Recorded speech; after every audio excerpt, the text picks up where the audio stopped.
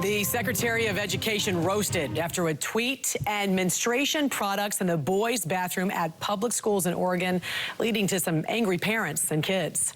Joining us right now is Parents Defending Education's Erika Sanzi. Good Friday morning to you. Thanks for joining us. Good morning, Jan. Let's start with Education Secretary Miguel Cardona, who just got blasted last Friday after he wrote this on Twitter.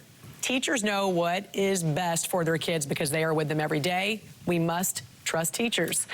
So, Erika, tell us about the overwhelming response he got as a result of this. What happened? Yeah, this really seemed to rankle parents across the political spectrum, and it seems as if they're trying to sort of poke the bear.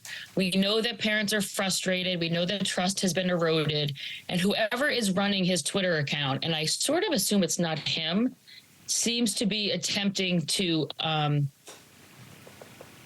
just antagonize parents, right? So you want there to be a partnership. You want to be able to work together. And instead, it seems like he's feeding into this us versus them, which is that if parents get louder about how they feel like they are in charge of their children's education, they know their children best. It almost seems like the Department of Education is trying to hit back and make this crazy claim that no, teachers spend more time with the kids. Teachers know them best.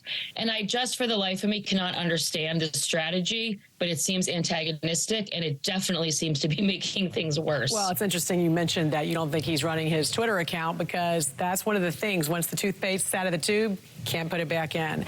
There used to be a time, Erika, when there was plenty of trust between parents and teachers, and there was this collaborative effort in public education. Where do you think this change began? Why are we seeing these curriculum changes and this huge erosion of trust? I definitely think COVID is like the major factor here, because again, all polling sort of shows that, you know, people love their school and they love their teachers, and you know, I would put myself in that category too for a very long time, and I was a teacher as well, so I've seen this from both angles. But I think during COVID, not only did parents feel like, you know, they were being shut down in terms of their opinions about closing schools or masking children. I mean, let's remember, it wasn't just, oh, sorry, sir or ma'am, we disagree. Parents were really smeared and called terrible names simply for advocating for school to open.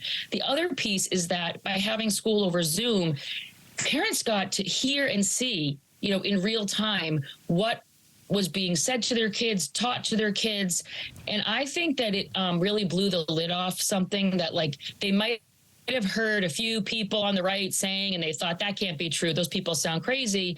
And I think they've been forced to grapple with the fact that a lot of what people were saying about what was happening in classrooms turned out to be true. I want to go to Oregon right now. Big story there. Something called the Menstrual Dignity Law, which requires both boys and girls' public school bathrooms be stocked with menstrual supplies. And this has been a big point of controversy in that state, and now even more so because some of these high schools, Lake Ridge High School, for instance, which I've seen in the headlines, seeing these dispensers ripped off the boys' bathroom wall, with these teen boys saying they don't want to see these menstrual products inside the boys' bathroom. First of all, what is the explanation for these menstruation products in the boys' bathrooms?